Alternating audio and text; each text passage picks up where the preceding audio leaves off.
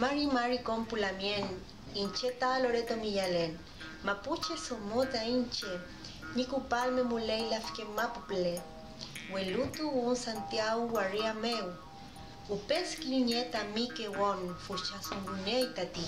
Es importante que hablemos nuestro idioma ancestral. En él habita la cosmovisión y el gran sentimiento de la cultura que hemos heredado. Es la forma que tenemos de honrar a nuestros ancestros. Estimadas hermanas y hermanos, es importante que nos unamos en este anhelo de nuestros abuelos y abuelas, conservando, sacando adelante, defendiendo y recuperando nuestro idioma.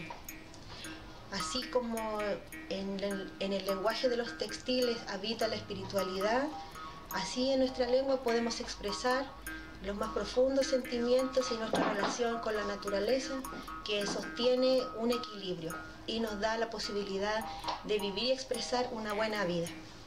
Mañún Pulamien, Peucayal.